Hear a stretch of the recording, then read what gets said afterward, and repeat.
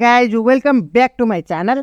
आज हामी चाहिँ 76 को क्वेसन सल्युसन गर्दैछौँ, जुन चाहिँ योभन्दा अगाडिको भिडियोमा म तपाईँलाई अलरेडी पम्पिङ लेमाको एउटा क्वेसन गरिदिएको छु। यदि तपाईँलाई त्यो भिडियो हेर्नु भएको छैन भने लिङ्क तल डिस्क्रिप्सन प्रोभाइड गराइदिन्छु, त्यसबाट हेर्न सक्नुहुन्छ। र योभन्दा अगाडिको क्वेसन जस्तो थियो त्यस्तै नै छ, तर भेरिएबलको नाम मात्र चेन्ज छ, यति मात्र बुझ्नु होला। ल अब हामी चाहिँ 76 को कसरी सल्भ गर्छौँ तपाईँलाई त्यसको बारेमा कुराकानी गर्ने छ, जुन चाहिँ मैले यो स्टेटमेन्टको बारेमा अलरेडी तपाईँलाई बुझाएको छु योभन्दा अगाडिको भिडियोमा। सो प्लेलिस्ट चेक गर्न नबिर्सिनु होला, लिङ्क तल डिस्क्रिप्सनमा राखिदिने छु। ल अब डाइरेक्ट हामी क्वेसनतर्फ लागिहालौँ न त। भन्नुपर्दा सोल्युसनतर्फ यो क्वेसन रहेको छ र हामी यो तीनवटा कन्डिसन अनुसार नै सल्युसन गर्ने नै छौँ है त। ल हाम्रो यल भनेर यो लेखेको छ, जुन चाहिँ तपाईँको यल भनेपछि 0 को पावरमा यम, 1 को पावरमा पनि यम, र यमको भ्यालु चाहिँ 1 सँग बराबर अथवा 1 भन्दा ठुलो हुनु पर्यो भनेर कन्डिसन दिएको छ हो। ल अब यसलाई मैले नाउ भनेर मैले यस सपोज गरिदिन्छु। यस भनेपछि 0 को पावरमा पी र 1 को पावरमा पी सपोज गरिदिन्छु, र पी भनेपछि तपाईँको पम्पिङ लेन्थ हो है, पम्पिङ लेन्थ हो है भनेर लेखिदिन्छु। ल पम्पिङ लेन्थ भनेर, ल पम्पिङ लेन्थको भ्यालु तपाईँले जतिसुकै पनि सपोज गर्न मिल्छ। यो पी को यो टुप्पोमा पी देख्नु भएन, आई थिङ्क देख्नुभयो होला। ल यो पम्पिङ लेन्थ चाहिँ तपाईँले जतिसुकै पनि सपोज गर्न मिल्छ है त। र मैले यो केसमा पनि 7 नै सपोज गर्छु, योभन्दा अगाडिको भिडियोमा पनि 7 नै सपोज गरेको थिएँ। सो द्याट यो भिडियो र यो भिडियो हेर्नुहुन्छ भने सेम नै छ, हल्का मात्र डिफ्रेन्ट छ, जुन चाहिँ भेरिएबलको नामहरू डिफ्रेन्ट रहेको छ है त। ल यहाँ अघि योभन्दा अगाडिको भिडियोमा चाहिँ ए र बी थियो भने यहाँ चाहिँ 0 र 1 मात्र छ, त्यति मात्र फरक रहेको छ। ल हेर्नु त अब के हुन्छ त भन्दाखेरि यसको टुप्पोमा 0 को टुप्पोमा 7, 1 को टुप्पोमा पनि 7 छ। सो 0 को टुप्पोमा 7 भनेपछि 0 चाहिँ 7 चोटि हुने भयो। ल 7 चोटि, 1 पनि 7 चोटि नै हुने भयो, 4। ल 7 चोटि भयो हो। अब यसलाई चाहिँ टुक्राउनु पर्यो तीनवटा भागमा, तपाईँले हेर्न सक्नुहुन्छ।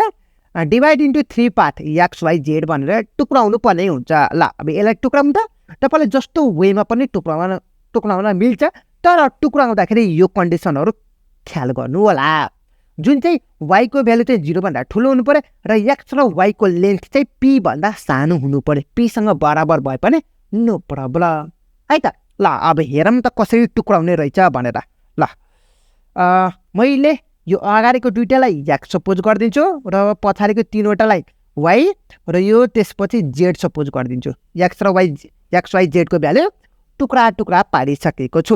जुन चाहिँ अब यो कन्डिसन अनुसार हेर्नुहुन्छ भने हाम्रो वाइको भ्यालु अब हेरौँ त, मैले यहीँनिर लेखिदिन्छु। वाइको भ्यालु 0 भन्दा ठुलो हुनु पर्यो कन्डिसन अनुसार। यो कन्डिसन अनुसार जुन चाहिँ हामीले वाइको भ्यालु कति छ त भन्दाखेरि द्याट इज वाइको भ्यालु हामीसँग कति छ, 3 छ नि त, 1 2 3वटा छ। ल अब त्यसपछि सेकेन्ड वान कन्डिसन पनि लागौँ न त। सेकेन्ड वान कन्डिसनमा हाम्रो एक्स र वाइको लेन्थ चाहिँ पी भन्दा सानो हुनु पर्यो। पी चाहिँ तपाईँहरूको कति लेट गर्नुभएको छ, 7 लेट गर्नुभएको छ नि त, होइन र। ल अब हेरौँ त, एक्सको भ्यालु हामीसँग कति छ, 2 छ, वाइको भ्यालु चाहिँ कति छ, 3 छ, 3वटा छ। सो यो अल टुगेदर हाम्रो यो अल टुगेदर काउन्ट गरौँ त कतिवटा हुने भयो, अल टुगेदर 5 हुने भयो। सो 5 चाहिँ तपाईँहरूको 7 भन्दा सानो नै छ पक्कै पनि। पीको भ्यालु 7 छ, सो 7 भयो। एक्स र वाइको लेन्थ भनेको छ है त, तपाईँले यहाँ हेर्न सक्नुहुन्छ, पढ्न सक्नुहुन्छ। एक्स र वाइको मल्टिप्लिकेसन होइन है हजुर, तपाईँहरूको लेन्थ भनेको छ। सो तपाईँले ख्याल गर्नु होला यो कुराहरू है त।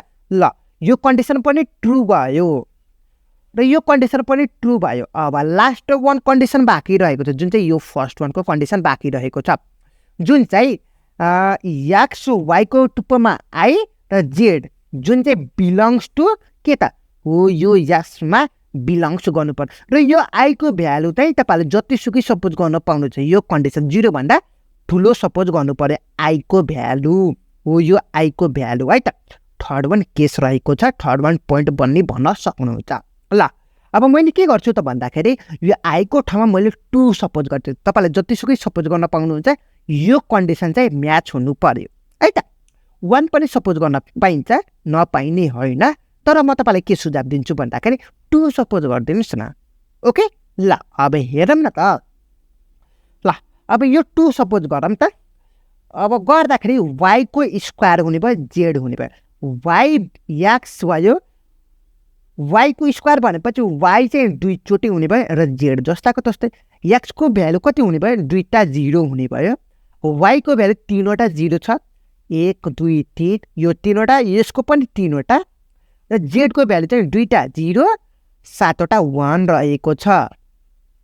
भयो? ल भयो। अल टुगेदर काउन्ट गरौँ न त। 0 कतिवटा छ, 1 चाहिँ कतिवटा छ भने 1 2 3 4 5 6 7 8 9 10वटा 0 रहेको छ, 1 चाहिँ 7वटा छ। तर हुनुपर्ने कति रे? 0 चाहिँ 7वटा, 1 पनि 7वटा हुनु पर्यो। यो कन्डिसन यो र योसँग हामीले कम्पेयर गर्ने हो के, यो र योसँग कम्पेयर गर्ने। हेर्नु त, हाम्रो 0 चाहिँ यहाँ चाहिँ 7वटा छ, तर यहाँ चाहिँ हाम्रो कतिवटा छ? 10वटा छ। सो यो 10 र यो 7 छ, इक्वल टु भयो त? भएन नि त। सो देयरफोर x y को पावरमा i र z does not belongs to यस गर्न सक्छन् है त। ल हाम्रो यो कन्डिसन चाहिँ के भयो त भन्दाखेरि, यो कन्डिसन हाम्रो यो थर्ड वान कन्डिसन चाहिँ फल्स भयो नि त। सो हाम्रो यो लेख्न पाइयो। सो हेन्स यो पुरै लेखिदिनुहोस्, is not a regular language भनेर लेखिदिनुहोस् न त लास्टमा है त। यति नै रहेको छ छोटो र मिठो वेमा। र तपाईँहरू ल्याङ्ग्वेजहरू के कस्तो लेख्ने हो मेरो नोटमा हेर्न सक्नुहुन्छ, क्लियरली वेमा लेखेको छु ल्याङ्ग्वेजहरू है त। ल आजको भिडियो चाहिँ यति नै रहेको छ, जुन चाहिँ सर्ट एन्ड स्विट रहेको छ। 2076 को क्वेसन रहेको छ, तपाईँले हेर्न सक्नुहुन्छ। र आई थिङ्क यसमा कुनै पनि कन्फ्युजन छैन होला पक्कै पनि।